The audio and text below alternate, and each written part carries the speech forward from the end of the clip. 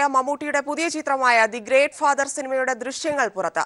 മൊബൈലിൽ ചിത്രീകരിച്ച ദൃശ്യങ്ങളാണ് പുറത്തായത്. നിർമ്മാണത്തിലിരിക്കുന്ന ചിത്രത്തിന്റെ ചില ഭാഗങ്ങളാണ് ചോർന്നത്. നിർമ്മാതാവ് ഷാജി നടേശൻ ഇപ്പോൾ ടെലിഫോണിൽ ചേരുന്നു. ശ്രീ ഷാജി, എങ്ങനെയാണ് ഇത് പുറത്തായിരിക്കുന്നത്? പരാതി കൊടുത്തിട്ടുണ്ടോ? പരാതിയൊന്നും ഇതുവരെ ഫോർവേഡ് ചെയ്തിട്ടില്ല. നമുക്കൊരു സൈബർ ടീമുണ്ട് ഇതിന്റെ കാര്യങ്ങൾ നോക്കുന്നതിനായിട്ട്. നമ്മൾ 2 ഗ്രൂപ്പിനെ നിയമിച്ചിട്ടുണ്ട്.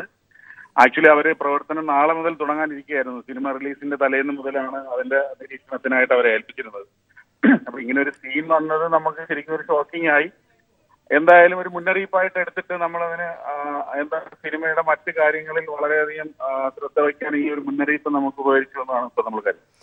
ഇത് ഏത് രീതിയിൽ പുറത്തുപോയെന്നാണ് താങ്കൾ കരുതുന്നത്? പോസ്റ്റ് പ്രൊഡക്ഷന്റെ ഭാഗമായി ആരെങ്കിലും ചെയ്തതായിരിക്കുമോ, ഇല്ലെങ്കിൽ നിങ്ങളുടെ ക്രൂവിൽ നിന്ന് തന്നെ പുറത്തായി എന്നാണോ വിചാരിക്കുന്നത്? എല്ലാ രീതിയിലും നമ്മളിപ്പോ അന്വേഷിക്കുന്നുണ്ട്. കാരണം ഇതിപ്പോ മൊബൈലിൽ വളരെ വ്യക്തമായിട്ട് സ്ക്രീൻഷോട്ട് എല്ലാം മൊബൈൽ ഷൂട്ട് ചെയ്ത് വാട്സാപ്പ് വഴിയൊക്കെ ഷെയർ ചെയ്യാൻ പറ്റുന്ന ഒരു കാലഘട്ടത്തിലാണ് നമ്മൾ നിൽക്കുന്നത്. അപ്പോ ആര് വേണമെങ്കിലും ഇപ്പൊ സംശയിക്കാവുന്ന അവസ്ഥയുണ്ട്. ഇപ്പൊ നമുക്കിതില് നമ്മുടെ ലാബില് നമ്മളെ കാണാൻ വരുന്ന ആൾക്കാർ, ഈ സ്ക്രീനിൽ ഇത് കാണുന്നവർ, അപ്പൊ നമ്മുടെ സുഹൃത്തുക്കളും അടുപ്പക്കാരും വർക്ക് ചെയ്യുന്ന ടെക്നീഷ്യന്മാരെല്ലാം ഈ സ്റ്റുഡിയോയ്ക്കകത്തുണ്ട്. അപ്പോ എല്ലാവരെയും അടച്ച് സംശയിക്കുന്നതിന് പകരം നമുക്കിതെങ്ങനെ ഇനിയുള്ള കാര്യങ്ങളിൽ ഇത് പഴുതുകളില്ലാതെ അടയ്ക്കാൻ പറ്റുമെന്നുള്ളതാണ് ഇപ്പൊ ചിന്തിച്ചുകൊണ്ട്. ഏറെ ആകാംക്ഷയോടെ മലയാളി പ്രേക്ഷകർ കാത്തിരിക്കുന്ന ഒരു ചിത്രം കൂടിയാണ്. ഇതിന്റെ സുപ്രധാന ഭാഗം തന്നെയാണോ പുറത്തായിരിക്കുന്നത്? പ്രധാന ഭാഗം എന്ന് പറയാൻ പറ്റില്ല, പക്ഷെ സിനിമയുടെ ഒരു നിർണായക സീനാണത്. 1 മിനിറ്റ് ദൈർഘ്യമുള്ള ഒരു സീനാണ് പുറത്ത് വന്നിരിക്കുന്നത്. എന്തായാലും നമ്മളതിപ്പോ പുറത്തായ സ്ഥിതിക്ക് നമ്മളതിനെ ഹെൽത്തി ആയിട്ട് കാണുകയാണ്. ഒരു 40 മിനിറ്റ് എടുക്കുന്നു, നമ്മുടെ സിനിമയ്ക്ക് പബ്ലിസിറ്റി കൂട്ടാൻ സഹായിക്കുന്നു എന്നുള്ള രീതിയിൽ തന്നെയാണ് എടുക്കുന്നത്. അതിന് നെഗറ്റീവായിട്ട് കാണുന്നില്ല.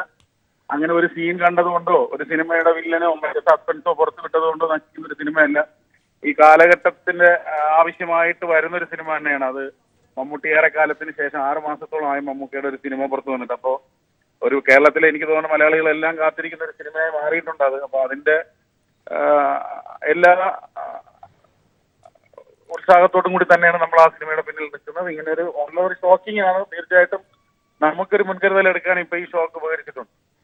തീർച്ചയായും എല്ലാവരും തന്നെ ഞെട്ടലിലായിരിക്കും. സംവിധായകൻ അനീഷ് അദേനി ഏത് രൂപത്തിലാണ് ഇതിനോട് പ്രതികരിച്ചത്?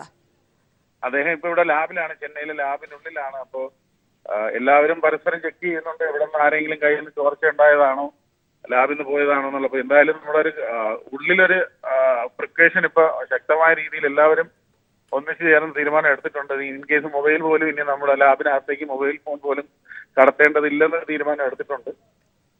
എന്തായാലും മീഡിയയുടെ സപ്പോർട്ടിന് നന്ദി. ഇത് ചോർന്നിരിക്കുന്ന ഭാഗം ഒരു പ്രൊമോഷൻ രീതിയിൽ എടുക്കാനാണോ, ഇല്ലെങ്കിൽ ഈ ഭാഗം കട്ട് ചെയ്ത് വേറെ രീതിയിലേക്ക് മാറ്റാനുള്ള എന്തെങ്കിലും നീക്കങ്ങൾ നടത്തുന്നുണ്ടോ? അല്ലല്ല, ഇത് നമ്മളിപ്പോ ഞാൻ പറഞ്ഞില്ല, ആദ്യം തന്നെ പറഞ്ഞതുപോലെ ഇതൊരു 40 സ്പിരിറ്റിൽ എടുക്കുകയാണ്. ഇത് എന്തായാലും നമ്മുടെ കയ്യിൽ നിന്ന് ഈ സിനിമയുടെ ഒരു ഭാഗം പുറത്ത് പോയിട്ടുണ്ട്. അപ്പോ അതിന് ഇനി നമ്മൾ അതിനെ ഓർത്ത് വിലപിക്കാനോ കരയാനോ നമ്മൾ താല്പര്യപ്പെടുന്നില്ല. സിനിമയുടെ പബ്ലിസിറ്റി ആയിട്ട് തന്നെയാണ് അതിനെ കാണുന്നത്. ആര് ചെയ്തതായാലും ശരി തന്നെ നമ്മൾ ഇനി മുന്നോട്ടുള്ള കാര്യങ്ങൾ നമ്മൾ സൂക്ഷ്മതയോടെ കൈകാര്യം ചെയ്തു പോയിരിക്കും.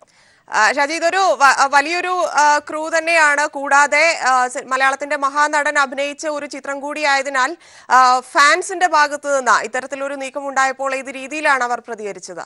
വളരെയധികം ഇമോഷണലി ഒക്കെ പാതിരാത്രിയൊക്കെ 12 മണിക്കൊക്കെ വിളിച്ച് കരഞ്ഞുകൊണ്ട് സംസാരിച്ച ഒരുപാട് പേരുണ്ട്. നമ്മളങ്ങനെ സഹിക്കുമെന്നൊക്കെ. അപ്പൊ ഈ നടനോട്, മമ്മൂട്ടിയോട് ഇത്രയും അധികം ആരാധനയും അടുപ്പമുള്ള ആൾക്കാർ ഈ നാട്ടിലുണ്ടെന്നത് നമുക്ക് വളരെയധികം സന്തോഷം തരുന്നുണ്ട്.